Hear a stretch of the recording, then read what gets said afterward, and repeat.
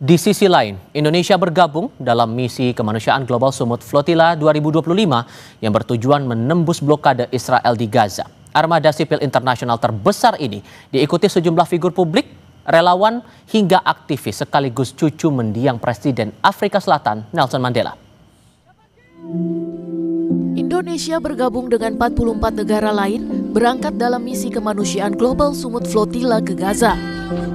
Lebih dari 50 kapal yang mengangkut relawan akan berlayar menembus blokade laut yang diberlakukan Israel demi menyalurkan bantuan makanan dan obat-obatan untuk warga Gaza yang kelaparan dan menderita dalam keterbatasan pasokan logistik.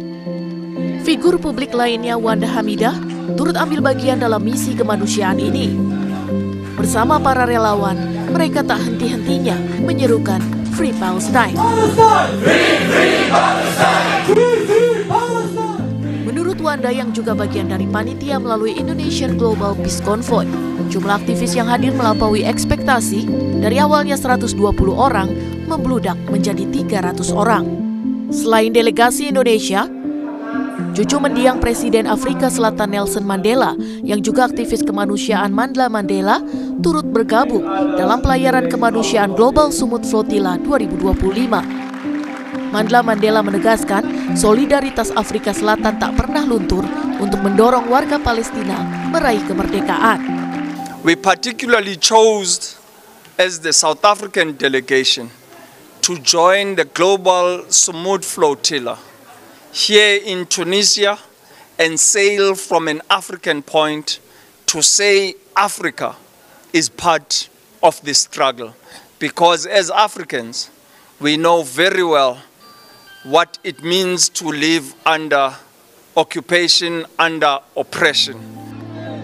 Bantuan dikirimkan untuk warga Gaza yang tengah dilanda krisis kelaparan ekstrim.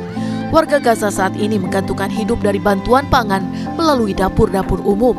Hingga saat ini, lebih dari 350 warga Gaza meninggal akibat malnutrisi.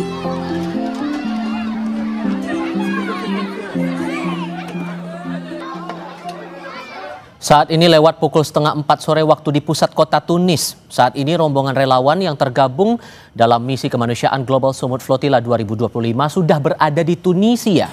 Informasi lebih lengkap terkait perjalanan relawan dalam upaya menyalurkan bantuan ke warga Gaza akan kita tanyakan langsung kepada jurnalis Kompas TV Dwi Nardi yang ikut bergabung dalam rombongan misi kemanusiaan Global Sumut Flotilla 2025. Assalamualaikum Dwi, selamat sore untuk Anda di sana. Waalaikumsalam, selamat sore dari Tunisia. Saya memastikan dulu Anda dan rombongan sudah dalam keadaan sehat dan aman ya di sana? Alhamdulillah teman-teman, kurang lebih hampir 30 relawan yang akan berangkat mengikuti pelayaran hingga ke Pantai Gaza dalam kondisi sehat seperti itu. Oke, dan sejauh ini karena ini kan masih berada di Tunisia, plannya atau rencana perjalanan berikutnya menuju Gaza akan bagaimana kemudian? Oke, memang kalau bicara terkait jadwal hingga Sabtu sore waktu Tunisia, jadwal pelayaran kapal kemanusiaan yang tergabung dalam Global Sumut Flotilla 2025 ini masih sesuai rencana, yaitu pada hari Minggu besok 7 September 2025. Namun terkait detail, terkait waktu, kemudian lokasi pelepasannya, apakah di pantai atau pelabuhan, ini masih dirahasiakan oleh pihak steering committee karena ada kekhawatiran akan ada sabotase atau dari pihak-pihak yang tidak bertanggung jawab. Tiffal. Oke, sehingga untuk kondisi semacam itu dan tantangannya jelas besar sekali di sini untuk pembagian bantuan kemanusiaan menuju ke Gaza dengan segala tantangan terutama blokade oleh Israel di sana. Penyalurannya akan sejauh mana kemudian nanti? Ya, ini masih sesuai rencana. Jadi bantuan-bantuan dari rakyat Indonesia untuk saudaranya yang ada di Gaza akan dimuat ke dalam 5 kapal yang sudah dinamai dengan nama-nama pahlawan. Nanti akan dimuat ke kapal Soekarno, kapal Sultan Hasanuddin, kapal Diponegoro, kapal Dipati Unus, hingga kapal Malayahati. Nah, kapal-kapal ini akan memuat bantuan berupa makanan dan hingga obat-obatan. Mereka akan melakukan perjalanan yang cukup panjang. Nanti jalurnya itu dari Tunisia akan menuju Pantai Gaza, akan tetapi akan singgah di Siprus. Ini kurang lebih waktunya memakan waktu kurang lebih 8 hingga 10 hari perjalanan. Oke, dalam perjalanan itu mungkin Anda juga bisa mengulas lagi sepanjang perjalanan Anda dan teman-teman dari Indonesia menuju ke target, menuju ke Gaza untuk pemberian bantuan itu, agendanya sebatas untuk penyaluran bantuan atau ada hal lain yang coba dilakukan lagi bersama dengan teman-teman relawan ini?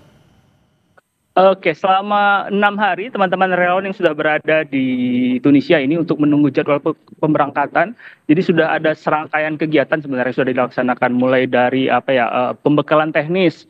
Jadi teman-teman relawan ini diberikan pengetahuan bagaimana nanti terkait protokol keselamatan. Karena penting sekali, misalnya nanti kejadian yang paling buruk misalnya akan disergap oleh pihak Israel, apa-apa yang harus dilakukan oleh teman-teman seperti itu. Kemudian juga ada pelatihan teknis terkait khusus yang teman-teman media yang akan berangkat ke menaiki kapal. Tentu akan ada pelatihan khusus terkait bagaimana mengupload, mengirim gambar seperti itu. Oke, dan ada kabar juga bahwa rombongan akan terpisah ya. Jadi apakah gimana skemanya untuk memastikan tujuannya sama, tapi walaupun jalurnya akan berbeda nantinya? Ya. Seperti yang disampaikan oleh steering komite bahwasanya nanti teman-teman relawan yang dari Indonesia ini akan dibawa. Jadi tidak seluruh dalam satu kapal itu ada aktivis, ada tokoh publik, kemudian ada wartawan dan tenaga medis. Mereka akan disebar dengan beberapa dari negara lainnya. Kurang lebih ada 44 negara yang join dalam misi kemanusiaan ini. Ival. Oke, penegasan saja, barang-barang atau bantuan-bantuan apa yang sesungguhnya diberikan dari teman-teman relawan kepada warga Gaza ini? Jadi yang paling mendesak hari ini yang dibutuhkan saudara-saudara kita yang ada di Gaza yaitu bahan makanan dan obat-obatan. Oke, dan semoga Anda bersama dengan rombongan dalam keadaan aman, selamat sampai dengan tujuan. Dwi, terima kasih sudah berbagi cerita bersama kami. Hati-hati di jalan ya. Assalamualaikum. Waalaikumsalam.